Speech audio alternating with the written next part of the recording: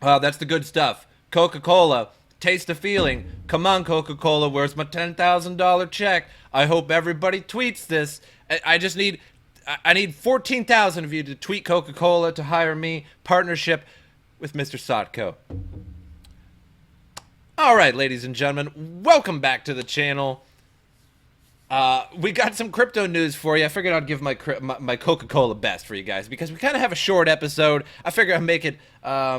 It's definitely not funny at all because it's super serious. I want my Coca-Cola partnership. Now, gonna be a short episode today because there's not many crypto news articles today. There's plenty of them, but nothing really particularly good. A lot of nonsense, and honestly, a lot of the news sites lately have been trying to shill ICOs, which is kind of weird. Question mark. But anyway, the top story we have for you today is that John McAfee is now charging $500,000 per tweet, and next month it's going to be $1 million. So I made a video a little while back that John Shill Master McAfee was charging $105,000 per tweet. So basically, ICOs, crypto devs, and whatnot will contact him, and then they have to pay him $105,000, and he will tweet their ICO, which causes them to make a lot of money. Why people even follow John McAfee anymore and follow somebody who blatantly just says, yes, I make $500,000 per tweet, so the only reason why I'm tweeting this is to make money, not that I believe in it. That doesn't make sense. So now, I understand the world revolves around making money for your advertisement, for your presence, and things like that. I get it. Don't worry. I was born on planet Earth. And everybody shills something. In fact, even I shill from time to time, but usually only things that I believe in. I've only actually ever shilled 2 ICOs. And, of course, you got good old Coinbase. But Coinbase is pretty awesome. At least for the most part, except for that whole Bitcoin Cash fiasco. But we won't talk about that. Anyway, depending on your perspective, controversial crypto celebrity John McAfee may be many things. An altcoin shill, a software genius, I don't know about that, a fugitive from justice, but everyone agrees on one point, he's definitely not cheap. Earlier today, he told followers that his standard charge for a single tweet is now $500,000, and that next month, it'll be a cool $1 million. Oh my, where can I get in on this? So McAfee had previously announced that his price to promote an altcoin or ICO was $105,000 per tweet, with no more than 7 tweets per promotion, for a total of $735,000. His team described McAfee's account, I always want to say McAfee, McAfee's account, by far the most influential in the field of cryptocurrency. Oh God, if that's the case, that's bad. Where a single tweet can lead to more than $1 million of investment. All right, fair enough. But again, why? I just don't understand at this point. So, no, maybe I do understand at this point. So even if you see John McAfee shill an ICO or an altcoin, you should probably buy into that altcoin at the moment. Not because it's going to go up in value, but just because John McAfee tweeted it. This is getting out of control. Announcing himself indifferent to the complaints of an outraged cryptocurrency community, he said that he only cares about what his clients think and that his influence is such that his fees are a great return on investment. All right. So those clients are apparently happy for him to double my fee each month, and that next month a single tweet will cost $1 million. Working back, that suggests he's already doubled his fees twice since the rock bottom price of just a mere $105,000. I mean, I got about 5 of those laying around, so I can have him tweet just all kinds of things. I mean, only $105,000.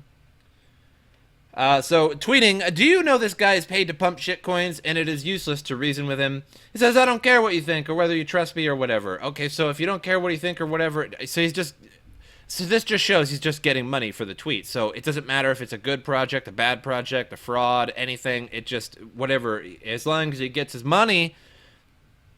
I care what my clients think. Aren't your clients the ones who see your tweets, though?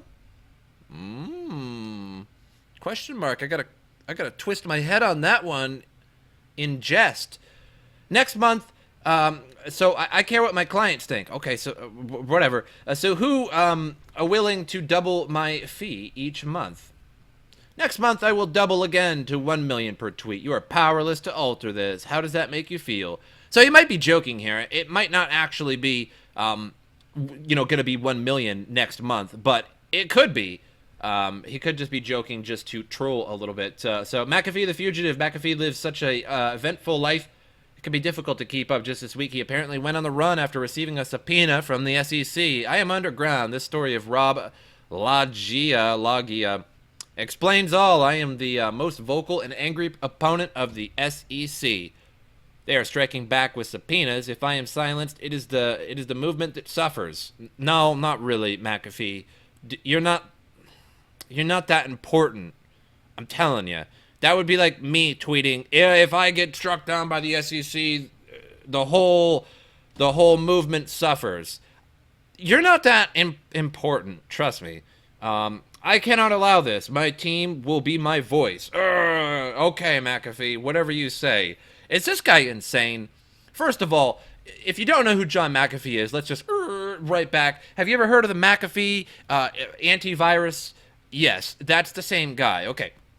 Yeah, so back in 2003, when you had McAfee antivirus on your computer and it slowed it down to a crawl because it was such garbage software that you would rather get a virus than have the McAfee antivirus software on your computer, same guy.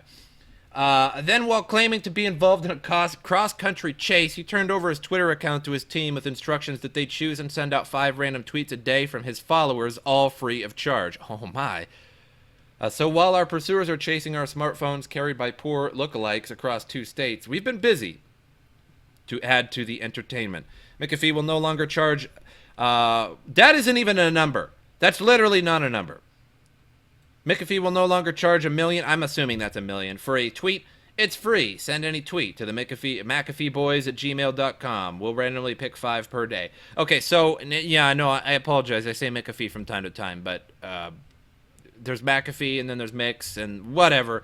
In the last 24 hours, he took back control of his account and cleared up any confusion over his pricing structure. How much for that tweet? My tweets are now $500,000 per tweet. If clients want to reply to comments, then it is $100,000 per reply. What? But what is your point? Obviously, people feel that it is worth it. Statistically, each tweet averages over $3 million in revenue for my clients, a 600% return. Incredible.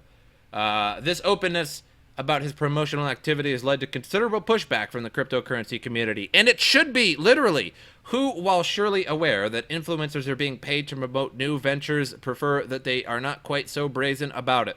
An unabashed McAfee said that, of course, he was paid an embarrassingly large amount, which was exactly why he was worth following. Of course I'm paid, and I'm paid an embarrassingly large amount, more than anyone else, and everyone who wants to work with them. Would you rather follow someone who is not worth being paid? Mild point there. Only a mild one, McAfee. I'm going to give you 1 point for that out of a possible 10. Just because of that last sentence. That is a little true. However, so it's ridiculous at this point. So, I can't really promote anything that I don't really believe in. Who knows? Maybe my thoughts would change if somebody offered me $1 million per tweet. Unfortunately, there is a breaking point for every man. However, because as any kind of crypto YouTuber, if you're a crypto YouTuber, your email, and you put your email on your page for people to email you, talk to you, things like that, you will get tons of spam. And not necessarily like that spam that you see in your Yahoo account where it's, hey, I'm from Kenya and I'm a prince and I need to transfer my money. Or, hey, we can increase the size of your junk by 4 inches in under 36 hours. Not those kind of spam, but more spam ICOs. Like, hey, we have a great thing. We've seen your channel, blah, blah, blah. And you get like 4 or 5 of them a day. I could promote each one, every one of those. However, I just can't bring myself to do that because who knows which ones are frauds? Who knows which ones are going to be good? And I could get money from that, but it's just a matter. It's a matter of principle and having a soul. I don't know that thing. Anyway, moving on. So John Shill Lord McAfee making millions for a tweet. So if you follow him on Twitter, that's crazy. I don't know why you would do that. But he's going to be shilling out mad hard crypto for quite a while now, and making a lot of money doing it. So it just doesn't make sense. Anyway, new snobbish crypto jacking malware infected 500,000 users in just 3 days. So a new type of malware script used to mine Monero, of course, has spread to 500,000 devices in 3 days, cyber researcher reports. So you might be wondering, why do all these botnets and scripts and malwares always mine Monero? Well, that's a really good question, because if it was any other crypto, for the most part, if it was Equihash or Ethereum or anything like that, it wouldn't be able to mine Equihash or Ethereum or anything like that with just your processor. It would have to use your graphics card. Now, not everybody has a graphics card, so you can't just go on to the assumption of spreading some kind of malware on the assumption that everybody has a graphics card. So you're talking laptops, you're talking like little MacBooks, or those all-in-one computers that never seem to have a graphics card in them, this, that, or the other thing. In fact, most computers probably don't actually have a graphics card in them. They just have an integrated Intel graphics chip, and you can't mine on those. I've heard it done, but it's probably so poor that it would be useless. Another thing is that if it was running on your GPU or your Intel GPU, your integrated, it would slow your computer down, and you would notice something happening with your computer, and you might inspect it and then find some malware. So instead, they just run a malware script for Monero that just runs on your CPU, and then it just uses a little bit of your CPU power, or just half of it, which seems like a lot, but really your computer can still run just fine, typically, even with just like upwards of half of your CPU running. So a new piece of so-called crypto-jacking malware used 500,000 computers to mine 133 Monero. Nice. About 25,000, and no, not nice that people are getting, but nice on 133 Monero. In 3 days. So new research published by cybersecurity firm 360 Total Security, May 16th, found that the malware, referred to as WinStar NSSM Miner, presents a fresh challenge to users due to its ability to mine and crash infected machines at will. So here's the thing that you should look out for. Obviously, this WinStar miner you should look out for, but when you're running something like an antivirus, it's going to bring up a lot of things on your computer, and you shouldn't delete all of them. You need to sort of do some research. Here's the thing, because if you have, let's say, NiceHash or Awesome Miner or some kind of CC miner, it's going to find that miner, and it will try to delete the CC miner out of it because it thinks it's malware. That's not necessarily malware, because it's just, well, it's not. You run it when you want to run it, and it does what it's supposed to do. But this WinStar, if you do see this, get rid of that. Malicious software that engages in cryptojacking, the use of another device's to mine crypto without their knowledge, has become a common phenomenon in recent months. So as Telegraph, reported, instances have risen dramatically in 2018. A warning from Microsoft highlighted only 644,000 infected devices in the period of September to January, only slightly more than WinStar Miner's 3-day progress.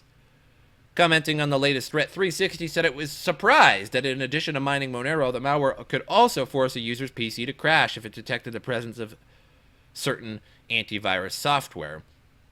So this malware is very hard to remove, since victims' computers crash as soon as they found and terminate the malware. A twist comes in the form of what 360 describes as snobbish behavior regarding antivirus brands. The presence of well-known products from companies such as Kaspersky and Avast cause WinStar Miner not to activate at all. Other brands are ignored, resulting in mining and crashes. So Kaspersky, oh my god, and Avast are good. Of course, they never mention Mcafee, because does that even exist anymore? That was the worst software. I just can't stress how bad Mcafee antivirus was. 4 reasons why Bitcoin will become more valuable. The simplicity of the Bitcoin blockchain. Bitcoin was the first successful implementation of the distributed ledger framework via blockchain. Since its creation, there have been many other iterations of the technology to varying degrees of success. While not taking away from the robust functioning environments like Ethereum, the Bitcoin blockchain triumphs in its simplicity. Now with upgrades like SegWit and Lightning Network, the efficiency of the blockchain can be improved significantly. While other blockchains delve into more sophisticated and sometimes confusing applications, the Bitcoin blockchain remains quite simple and basic. So it creates a mass appeal. Unfortunately, you know what? SegWit well, SegWit came out a while back before the big boom, but Lightning Network not so much. And I think if both SegWit and Lightning Network would have been created before December 17th, like the big boom, if you will, the highest price. The problem that occurred is that everyone was paying these ridiculous fees, and I think that disinterested a lot of people. I think a lot of people, saw the huge fees and just said, you know what, screw this, I'm not going to do this anymore. And so it was a little bit too late, in my opinion, but I guess better late than never. The fintech revolution. So the number one crypto is at the heart of emerging fintech revolution. The tech market has established itself as a change driver in the broader financial market. Bitcoin is beginning to dominate fintech, with recent reports showing that the Square Cash app is outstripping PayPal's Venmo regarding growth. Such has been the impact of Bitcoin that Square sold 34 million worth of Bitcoin in Q1 2018. In Africa, Bitcoin is the heart of the fintech growth, with many remittance and payment platforms offering Bitcoin products. As a result, payments have been significantly easier, thus lifting a considerable burden from millions of unbanked and underbanked people. So here's something about Bitcoin, though, and I think that one day, I say this a lot, but I think that one day Bitcoin will not be the top market cap. I think a coin will come along, whether it be Ethereum or any other coin, will come along and beat its market cap sooner or later, just being a better version of itself. And the reason why I say that is because Bitcoin, as with SegWit and Lightning Network now. Sorry, I'm a little all over the place. But with SegWit and Lightning Network, it's much faster and much less fees. But for the most part, Bitcoin is like gold, and you don't go around and you spend your gold. So I can't go around and spend $10 and then have it be $20 the next day, or I can't go spend $100 and then have it be worth $200 the next day and be like, oh, now I lost out on that. So a lot of people resist selling Bitcoin, and they resist using it as a trading mechanism. So it's way too valuable to actually trade. That's kind of the problem. Also, it doesn't have smart contract capability. Technically, it does, but it's very, very, very simplistic. You can write to the Bitcoin blockchain, but it's extremely simplistic, not anywhere near as advanced as Ethereum or EOS or some of these other smart contract coins coming up that will soon have their own mainnets and things. And also, if you take a look, it was a few videos ago. I think it was like 5 or 6 videos ago. I showed you guys a pie graph, and in that pie graph, it was showing the growth of Bitcoin and then the growth of altcoins around it. And over time, Bitcoin is just simply shrinking and shrinking and shrinking because of so many altcoins coming up and taking that market cap away. So price resilience. So Bitcoin, much like the larger crypto market, is volatile. However, in recent times, Bitcoin has shown itself to be resilient to other profound market events. While other cryptos decline in the high double-digit percentages, Bitcoin usually only suffers single-digit declines. So a recent example is the Upbit investigation, which saw Bitcoin show some resilience despite the general crypto price decline. And then adoption by mainstream finance. So Bitcoin is not without its naysayers like Warren Buffett and Bill Gates. However, there is noticeable increase in the level of adoption coming from the mainstream finance area. NASDAQ recently partnered with Gemini to ensure the fidelity of the exchange platform's Bitcoin trading infrastructure. In 2017, both CME and CBOE launched Bitcoin futures trading, which totally just destroyed the market. Unfortunately, it was literally the next day after CME launched its futures trading that the price went from 19,000 something to like 17, and then it just kept going down from there. In fact, we can actually take a look. So this is Zcash. I want to show you this real quick. So that's basically the article in a nutshell there. 2018 has seen an influx of Bitcoin products geared at increasing the presence of institutional investors in the market. Coinbase and Goldman Sachs recently unveiled products targeted at institutional investors. There are also reports of over-the-counter Bitcoin trading decks that will allow significant buy and sell orders without negatively impacting the market. But first, real quick, Zcash has been going pretty strong lately. This is, I think this is the date when it was added to Gemini, or at least announced. And then it won't actually be added. I can't remember the exact date, but it's pretty soon. And just whale purchased here and is now riding way up from what it was. So from 250 to 350 in just a matter of days, to be totally honest, since May 14th. So that was really only 4 days ago. Indeed, days. So that's a huge increase from 250 to 350 like that.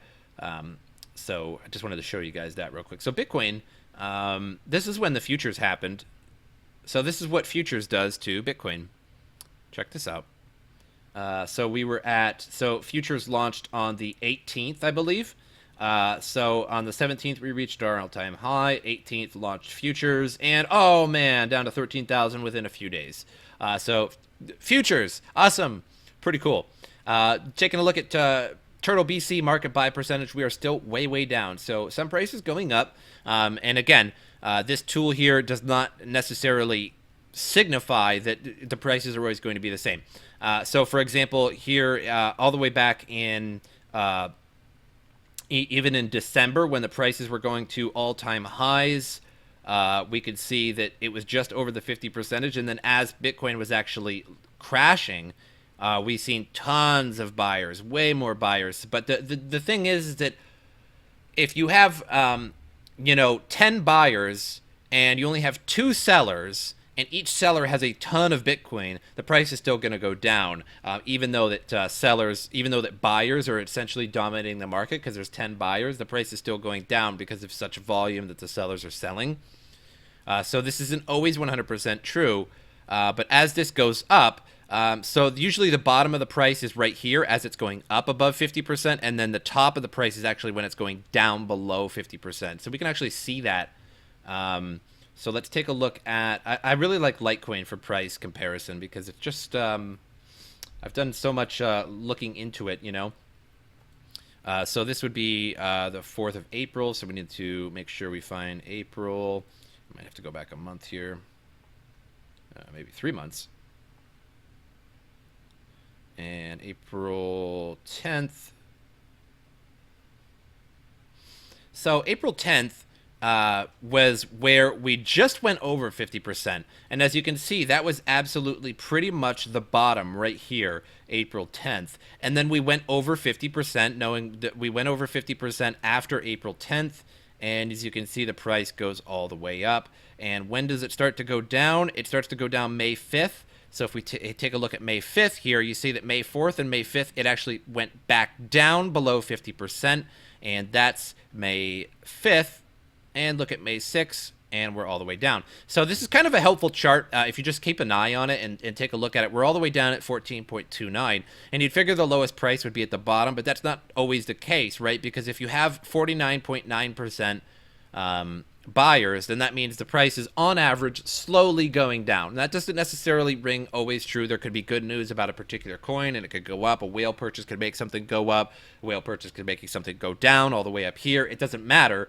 But overall, market is usually correct. So the price was going down this whole time. It's going down. Even though this looks like it's going up, it's still going down. There's just now more buyers, and it's slowing down.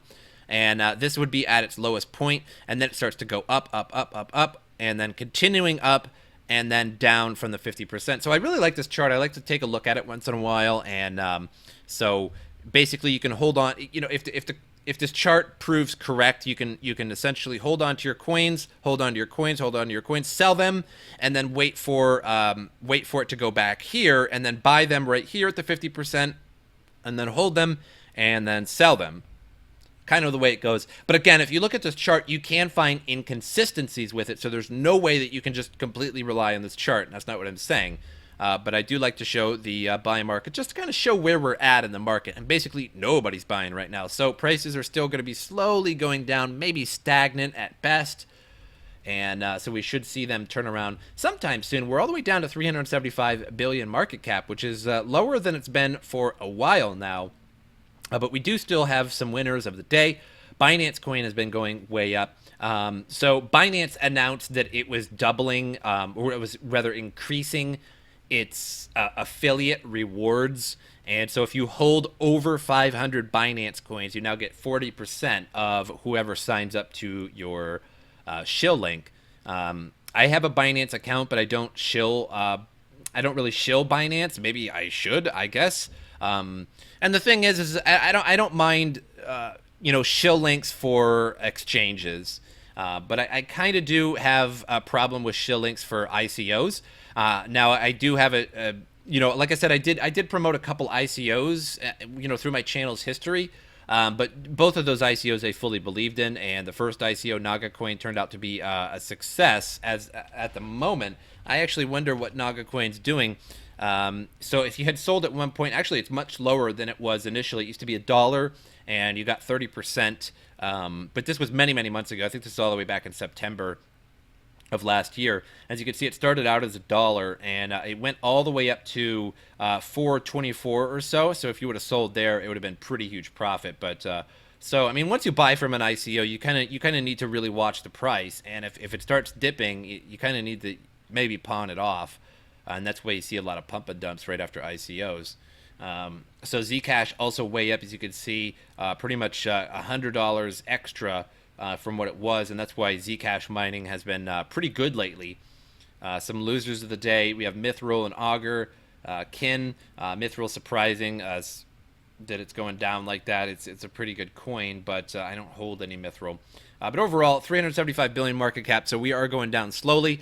We will continue to overall go down, typically until it goes back over this 50% line here. So it's going to have to go all the way back up and start to go over that 50%. Then it'll start increasing once it's over the 50% line. Again, not always the case, but it is a pretty good chart regardless. Hope you guys enjoyed this episode, and I will see you guys next time.